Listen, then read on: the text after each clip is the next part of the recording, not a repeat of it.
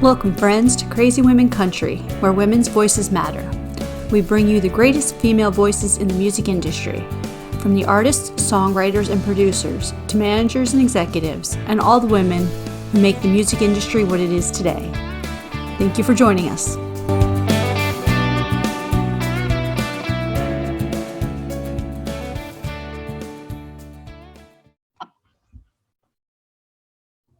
Welcome, friends, to another episode of Crazy Women Country. I'm Donna, and today I am here with the amazing Misty River. How are you doing? I'm really good, thank you. So nice to see you. How are you? I am great. I am in lovely, hot and sunny Florida. How's the weather over there? You know what? It's unfeasibly hot. It's been 40 degrees in London, which has been unheard of. So we've all been trying to learn how to cope because we live in these Victorian houses. So they weren't really built for this kind of climate. But it's pretty beautiful over here. Yeah, and it's probably just one of those where the other thing where you are is not everyone has air conditioning like in the US, where, you know, most of the US, not all of it, but a lot of majority, especially South US, we all have air conditioning. So yeah, no, nobody has air conditioning, but there's been an awful lot of talk about people getting air conditioning now. It's a good business to go into in the UK. Okay, wonderful. Anyone looking to start a business? Now's a good time to go into the air conditioning Right. business, or just go over with the window units and get over there, right? That's it. It's my new sideline. All right. So you get a commission of everyone's sales, but since you've started the trend, and Oh, a good idea. So we'd love to start off with a very difficult question. Yes. Who is Misty River? Ooh, I'd love to know.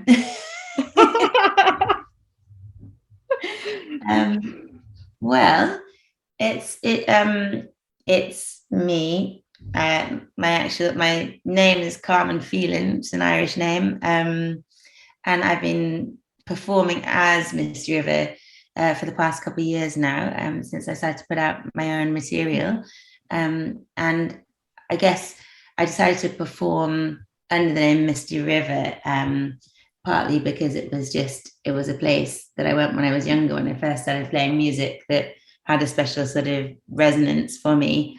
And I just loved it. And there's so many people that have been involved in my journey, and I'm always interested in journeys. And I don't know, a lot of my songs seem to have a theme of water or something connected. So it was definitely something, I don't know, that it just seemed to make a lot of sense. But yeah, it's me, it's Carmen. I was a fiddle player to start off with, from Ireland and then from the UK, but I did grow up in the US. So a whole bunch of different things. Misty River is a whole bunch of different things, I guess. Oh, well, that's beautiful. And I love that, the stage name, definitely, because sometimes I think that just gives us that purpose of, okay, like, this is me, this is who I am, this is my name, I was born with it.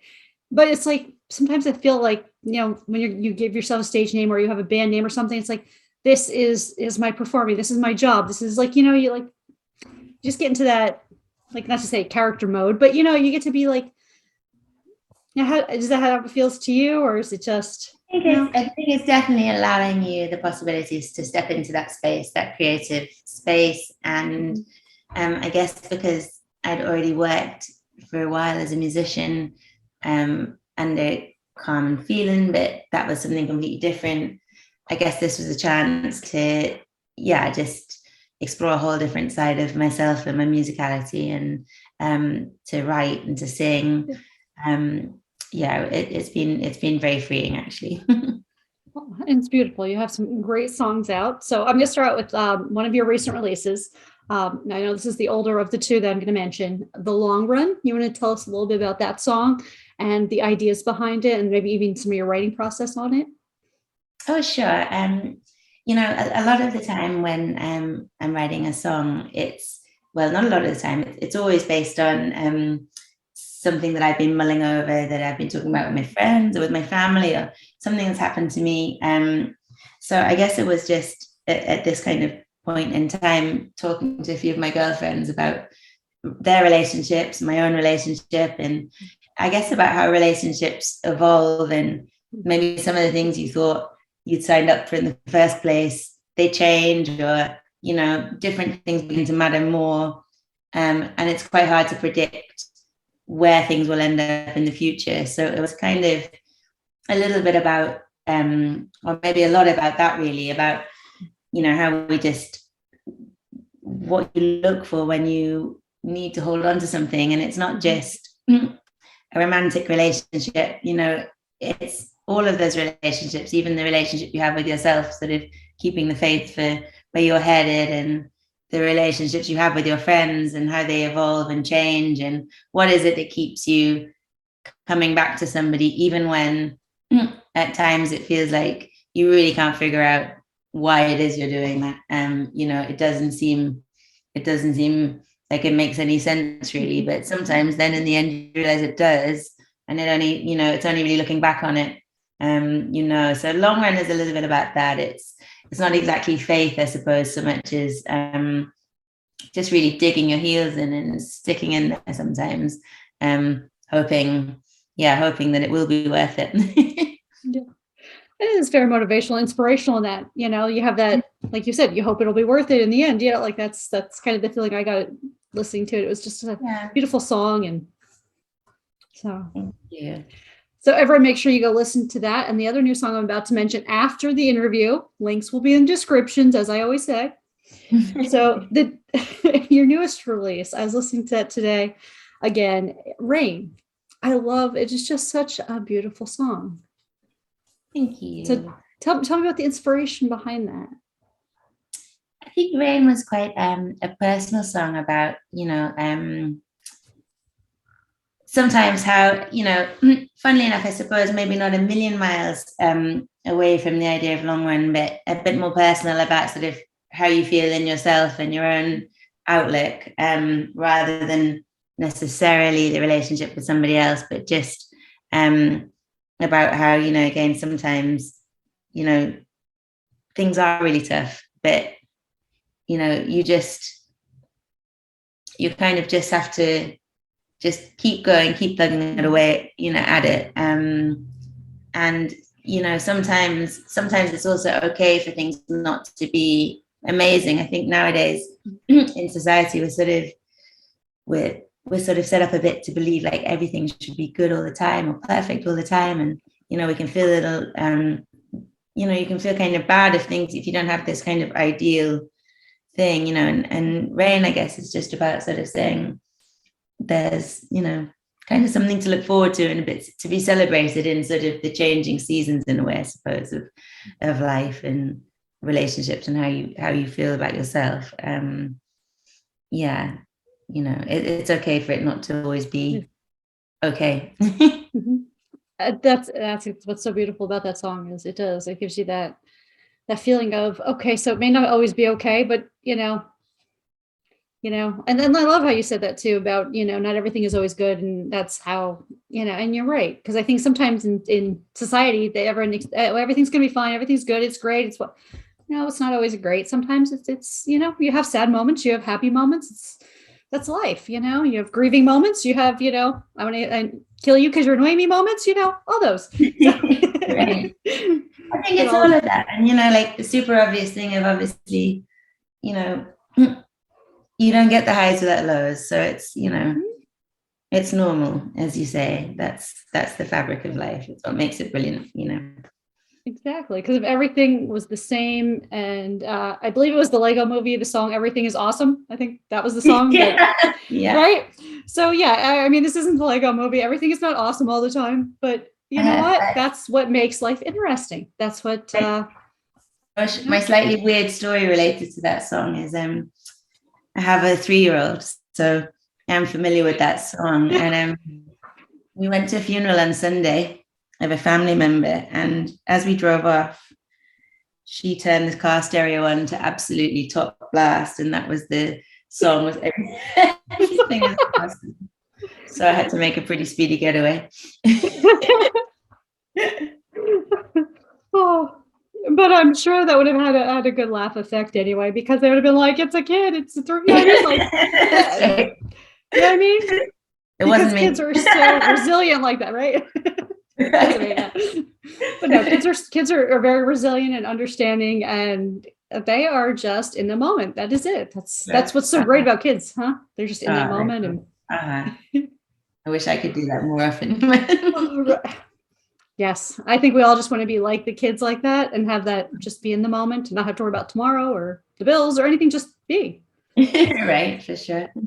It's a beautiful thing. So tell me, now obviously you started playing fiddle and stuff. How did you get into music? Into music. Well, when I was a kid, none of my family were musicians, but they were at the time running a sort of the government were running a special program that looked for, it was an amazing thing, looking for gifted children, musically gifted children. So they teach everybody how to play an instrument, and then if they thought that you had an aptitude for that, then they would teach you another instrument. And so I started off just on the recorder like all the other kids, and then they started me on the violin, and then that got me into a sort of gifted program through a music school, and that was kind of it. So I almost don't really remember not playing, but it was an amazing thing because my family are really keen on music, but they weren't musicians. And but then in order to help me sort of succeed in practicing and sticking with it, my dad, who's from Dublin, would sit with me and practice with me. And then through that, he learned how to read music and learned about music and started to take guitar lessons and subsequently became a guitar teacher. So that is awesome. So then we had a lot of music in our house, and yeah, my kid brothers both play. So nowadays there's a whole load of music around us, but it actually started off just with this really unusual program, and I don't think they've repeated it since, and it's a shame because there's a whole bunch of us that were given a really great opportunity to have a little insight into that. It was classical music, which at the time not a whole bunch of kids got to do that, so yeah, it was pretty cool. But That's then definitely cool. it was cool. And then I think then just as I got older, I started to play a lot more Irish fiddle music and bluegrass. So that kind of took me away from the classical music, more into playing with bands. So it's always been fairly normal for me. I think the first sort of fiddle gig I did, I was maybe 11 or 12. I remember my mum, you're not really meant to be you can be in a pub over here if you're 18 or in a venue with an adult, but it's not really, it's fine in the daytime, not so much in the evening, but I would be working and playing. So I remember my parents sort of dressing me up to try and make me look a little older. It's not illegal, but it wasn't, totally okay. And putting makeup on me and the whole sort of waistcoat and a necktie. And so I always sort of played in bands as well as sort of classical music. And so I guess I've always had a love for a couple of different types of music, but just when I got into my 20s, really, I suppose I just found myself playing more and more band stuff and touring and just loving that side of things so much. So I do a lot. I don't really do so much classical stuff now, but it's still there a little bit in some of the arrangements, I guess. And I love to listen to it, but yeah, it's there comes a point where you've sort of got to knuckle down and spend a little time on one thing more than the other.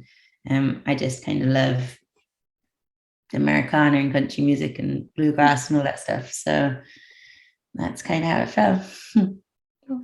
That's great, and I'm so glad you found your way into that because you have some amazing music out there, and yeah, sure.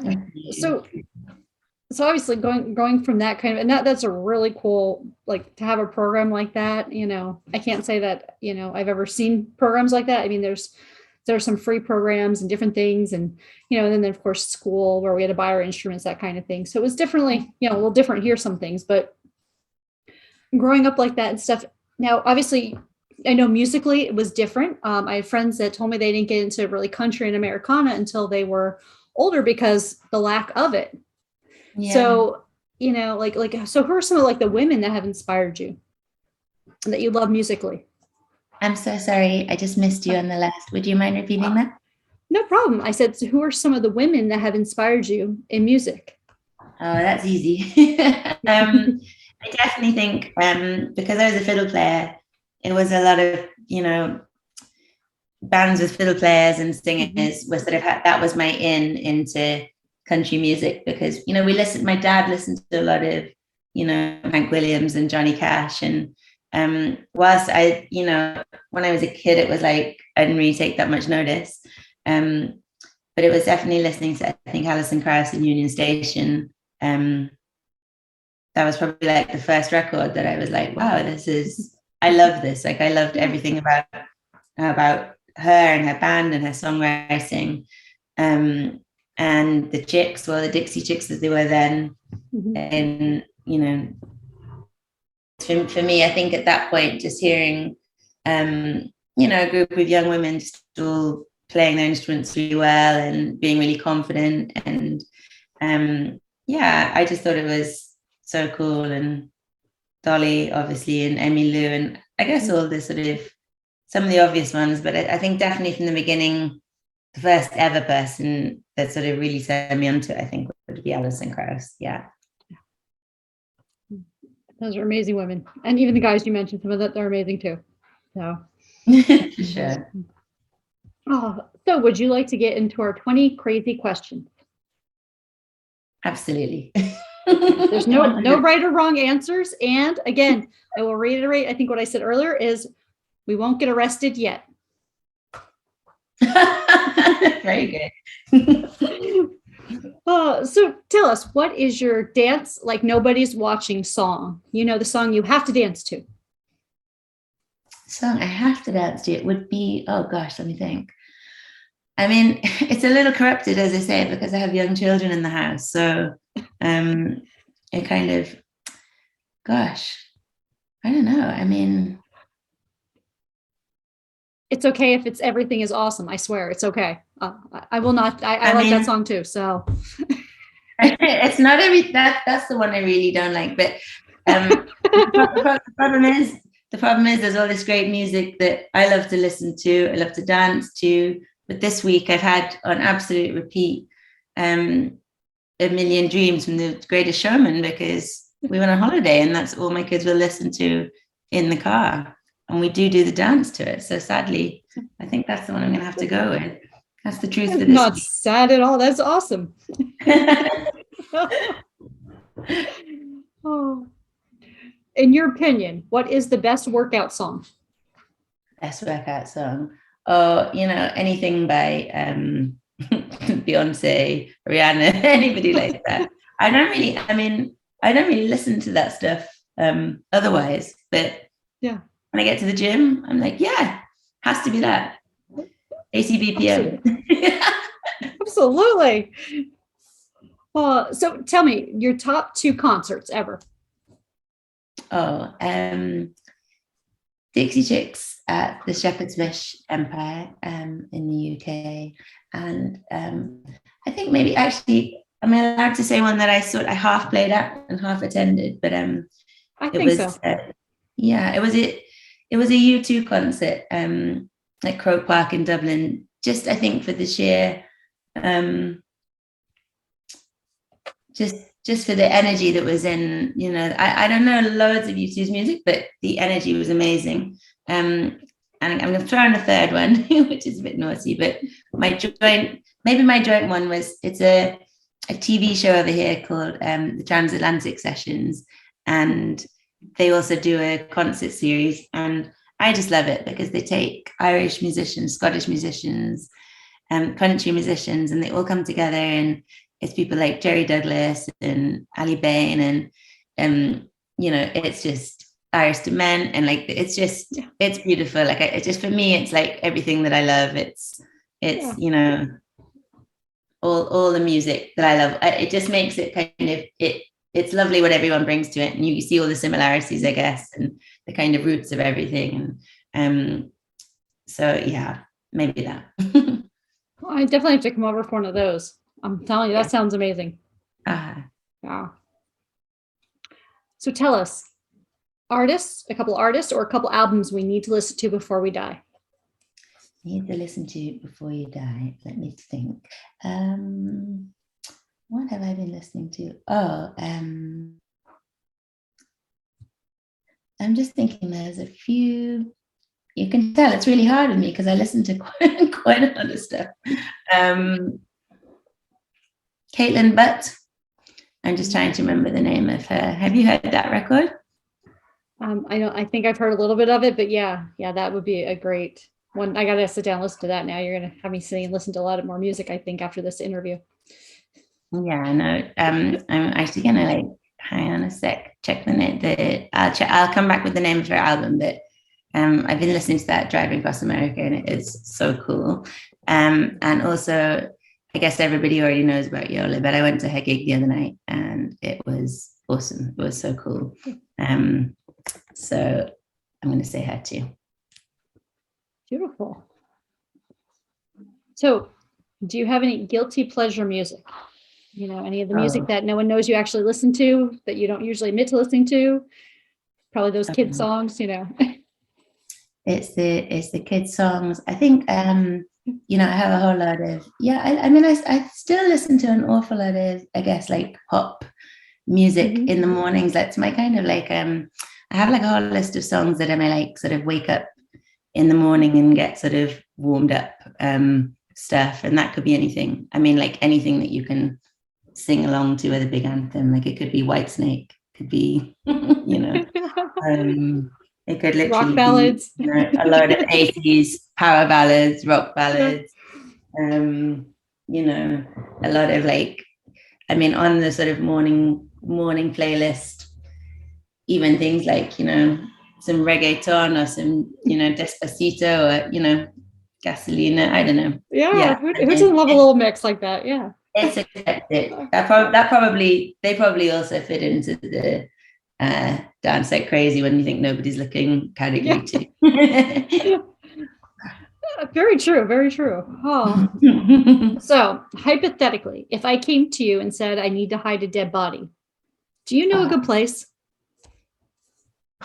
Well, sure. I have a couple under my floorboards. No. I was gonna say, I mean, weirdly enough, my first thought was a double bass case, but I don't know why I thought of that, you know, like the hard ones. Yeah. That That's was great. maybe what I would go for, but I'm really not sure where that came from. It's all good. Oh, so do you have any game plans for zombie apocalypse? I would say maybe just give in and become a zombie. That you know, just give in to it. I don't really get why people hold out for so long. I just go for it. Well, funnily enough, I do. There's a zombie apocalypse movie that was really popular in the UK. I don't know if it made it to the US, called Shaun of the Dead, and the sort of opening scene is he sort of walks out really tired in the morning, and he doesn't notice that the zombie apocalypse has happened because he's just so tired, and he's kind of essentially a zombie. And I recently, about 6 months ago, I moved into the road where it's all filmed, and all the shop where all the zombie apocalypse happened is my local news agents. And I was in there the other day just picking stuff up, thinking, gosh, it's exactly true. I'm just walking around a little bit like a zombie myself. It's either that, it's one or the other. Give in straight away, or just maybe I wouldn't notice for a few days. I'd be so busy just sort of wandering around in my own little world. Yeah. Oh, no, I think that's true though. And some of us, we get so lost in doing what we need to do, or just like going through the motions, and yeah. Exactly. Oh, so tell us, what job would you be terrible at doing? Well, gosh, I mean, I got sacked from a whole bunch of jobs. So I guess there's jobs I'd be terrible at doing, or I could just tell you the ones I was sacked from.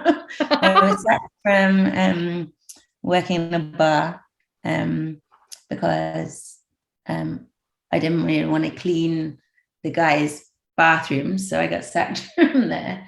And I also got sacked from a members club. Over here we have a lot of like Soho House, like these, you pay to have a membership, and it's celebrities, and I was front of house for a club called Century, and they sacked me because they found out I was applying for music jobs whilst I was on the job. So other than doing some music teaching when I was a bit younger, I've not really been able to hold down too many jobs other than music. Oh, true artist, true musician. There you go. Oh. So if you won the lottery, what's the first thing you would do? If I won the lottery, the first thing I'd do, I just started paddleboarding a lot, which I really enjoy. So I think I'd have a little time out and head out to the sea for a bit and try and just, I'm used to surfing. I'm absolutely awful at, but I'd probably spend a couple of days just paddleboarding, trying to figure out, and then maybe buy myself a nice log cabin in the woods somewhere that I could sit and write some music. Oh, that sounds perfect. Oh, tell us, what's the last thing you read? Last thing I read, I've been reading I really like psychology, and I have a degree, my master's in psychology as well. So I've been reading the latest Malcolm Gladwell book,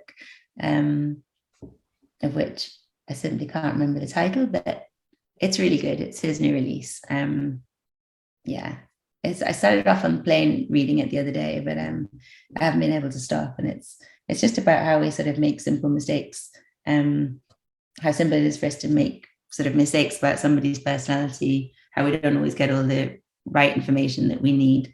And I love that because, I find all that psychology stuff really similar to a lot of the stuff songwriters talk about, just trying to figure out, why did we do that? Why did I think that? How did I miss that? It's all very similar. Beautiful. I'll have to add that to my reading list. So do you prefer boots or heels? Oh, boots. 100%. That's almost a trick question. Right. That was like, do people even wear heels anymore? And I was like, oh, yeah. Oh, yeah. I think since COVID, not so much. They're starting to again. Yeah, right. No, I like a nice chunky heel. That's true. It is a bit of a trick question. Cowboy boots. Oh. So who would you want to play you in a movie about your life?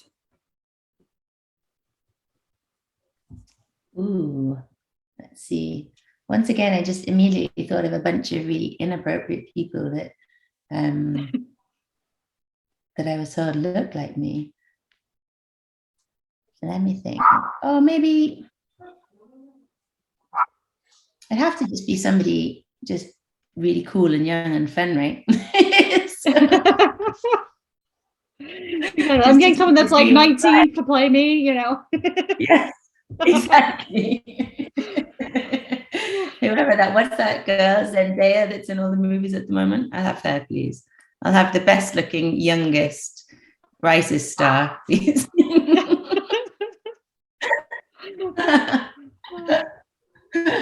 Oh, that's a great choice. Oh, okay. So this one's really serious. Where's Wally?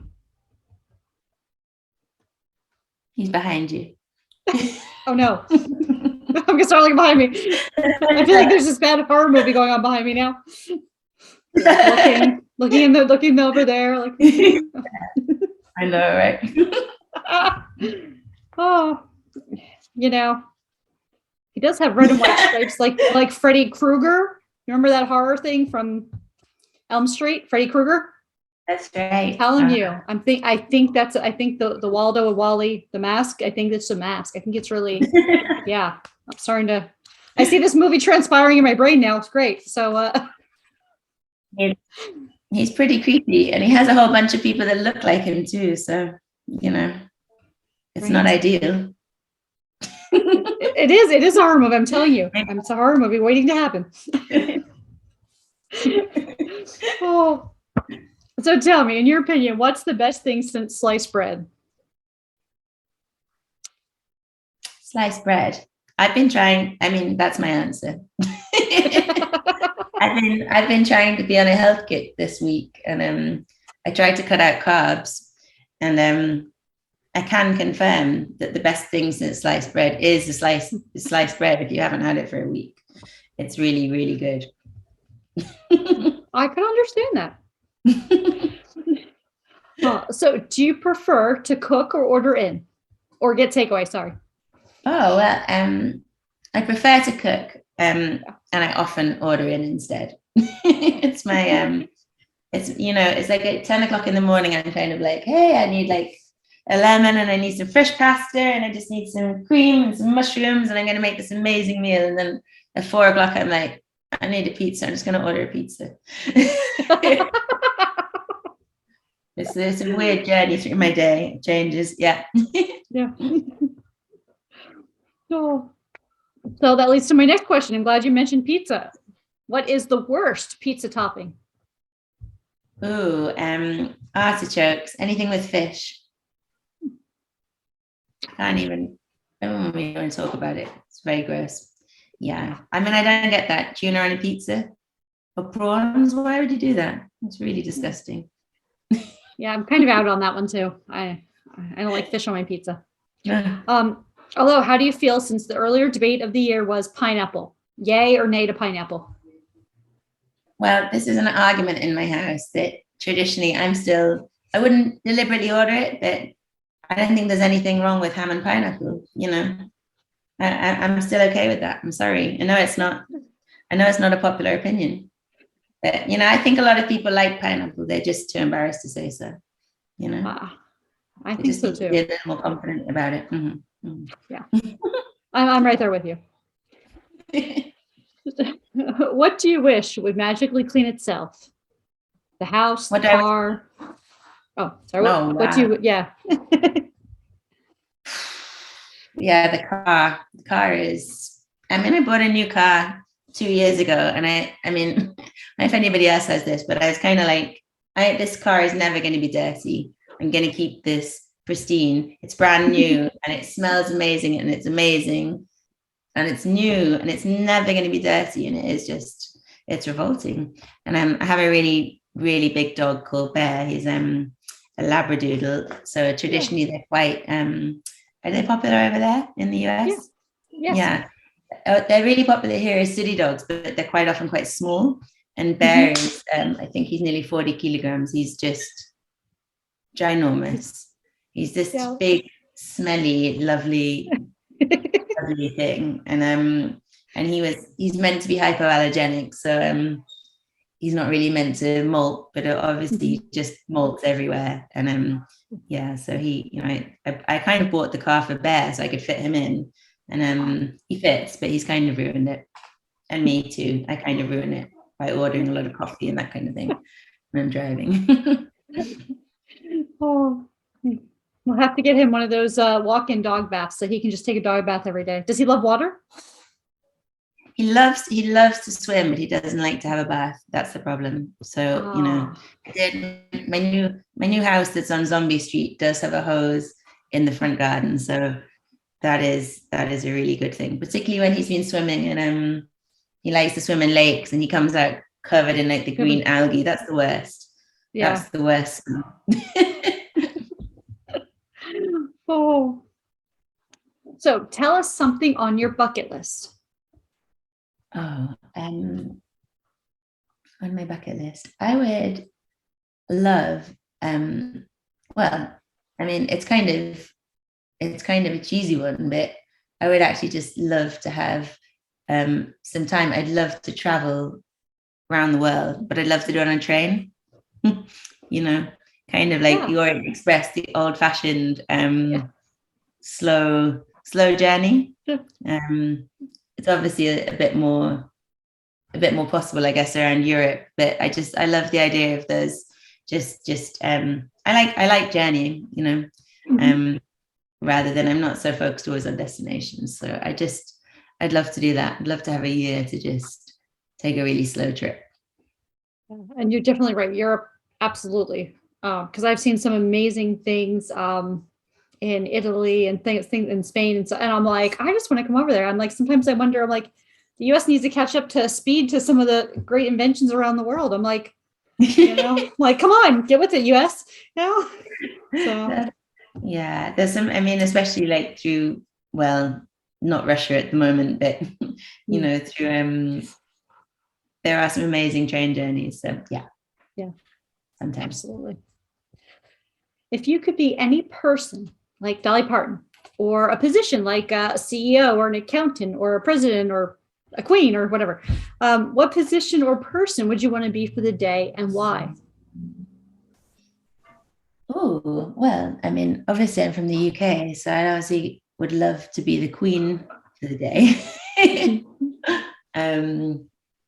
And I just, it's funny, like we've had this monarchy for a really long time, and I think definitely the younger generation over here are a little confused. I think a lot of people aren't, it's more like grandparents that love the monarchy. So I guess part of me would just, I'd like to be the queen because I just like to see what are they doing?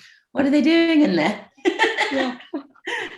Yeah. I'd love to know. I'd love to know what she's up to, what she has for her breakfast, and what her day looks like. And I mean, I'm not so sure myself, really, exactly, what I think about them, but that's it. I'd love a little insight into Buckingham Palace for sure. Absolutely. That sounds like a cool thing for the day, for sure. So, are there any words of wisdom that you live by? And if so, what are they? I think, I don't know about words of wisdom, but certainly just, I do try to remember a lot of the time to just take a little step back, when things seem like everything's spinning forward really, really fast. And I do often try to remind myself, what would happen if I didn't do this thing? What is the worst case scenario? And then sometimes you kind of remember the worst case scenario isn't that bad anyway. And, you just need to remember to, I don't know, I think we all just end up treading water sometimes, and you just need to just take that moment to breathe. So I definitely try to do a little bit of that every day when I can. Absolutely. And I think that's so true. I mean, there's a saying about, if it's not going to matter if it's only going to matter in 5 minutes and not 5 years from now, it's not that important. Or, those kind of things, like that perspective look at, Yeah, 100%. I think it's a good thing. Sure. Yeah. Well, so what do you have going on for the rest of 2022? You have some more touring, more songwriting, new singles coming out.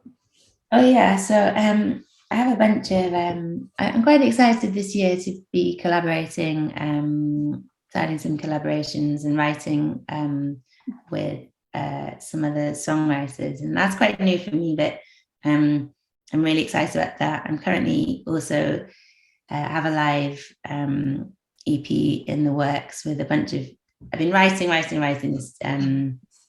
this last period, and the long run is sort of the first of that, I guess, new set of songs. I definitely feel like a little bit freer to just express myself a bit more and just go with what I like. And I think the really nice thing this year is that I've had the opportunity to work with some people that I really wanted to work with, and that's kind of exciting, and that sort of elevates what I can do in a way, and keeps things moving forward. So there's a live EP to look forward to. I'll be playing at a bunch more festivals coming up at the end of the summer, and we're booking a bunch for next year. I'm hopefully back in the US at the beginning of February, and we're booking in a bunch of dates for that. So yeah, touring and a live EP, and then hopefully an album next summer is the plan. Full album. Yeah. Wonderful. Okay, so you have to make sure that you give me your US tour dates, so that way I can see if I can, we can cross paths. That would be awesome. Yeah, I would love that. Be. Definitely do Absolutely. All right. So we'll make sure that everyone go check out the links and follow Misty River and all of her adventures, as well as more releases and gigs coming up. Thank you so much. I've enjoyed this. Oh, This has been really, really fun. I'm so glad I got to finally talk with you and get to know you better as well. And you are welcome back anytime. Thank you. Much appreciated. Absolutely. And thank you all for joining us for another episode. Have a wonderful day.